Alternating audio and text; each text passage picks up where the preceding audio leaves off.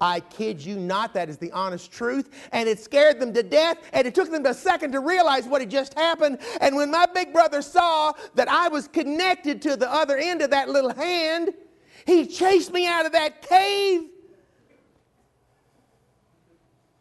But I think he and Janine got themselves out of that cave and down to the house quickly, because they knew that little loudmouth Johnny was laughing and telling everyone back at the house what had just happened.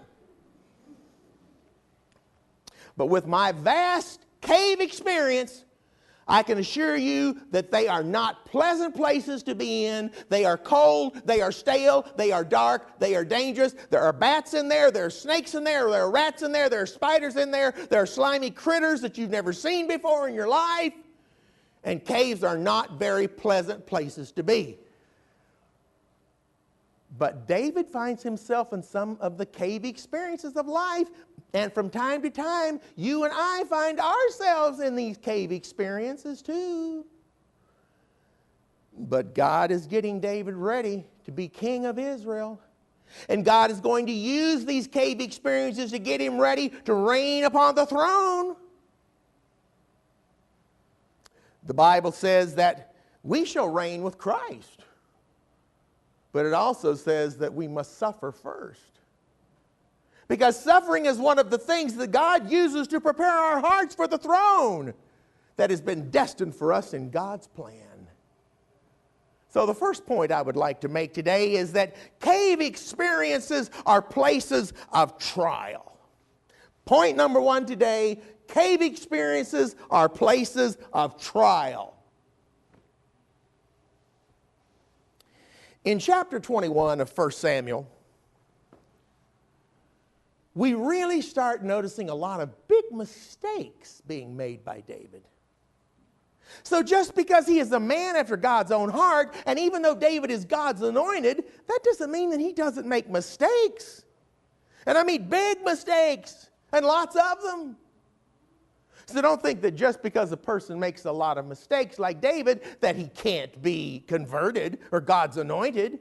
Because in my years of ministry, I have often found that the ones who act so pious and everyone thinks are so holy are many times the ones hiding the biggest sins and are rotten to the core. And the ones people think are so terrible are the people who are closest to the heart of God, because they have a soft, repentant, sensitive heart like David.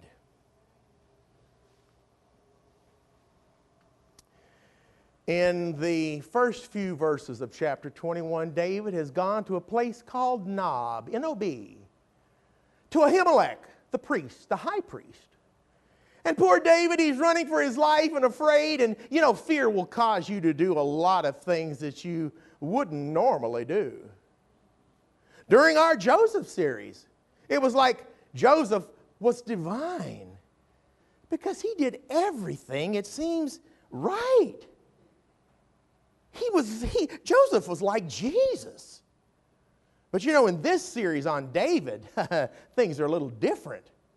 David is not like Joseph. And David should not have been afraid because God was on his side, but he was afraid.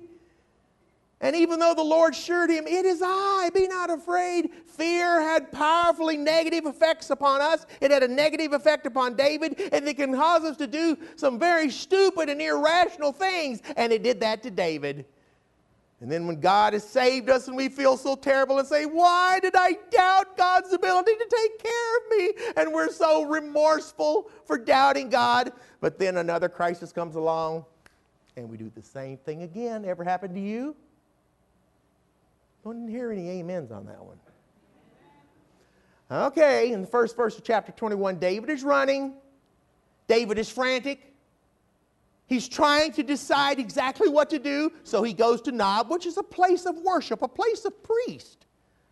A whole village of priests. The tabernacle, their place of worship is there. And Ahimelech is the high priest in charge. And when David shows up, Ahimelech is frightened, because he knows that there is open hostility and hatred on the part of Saul towards David. So he asked David, "Why art thou here and alone?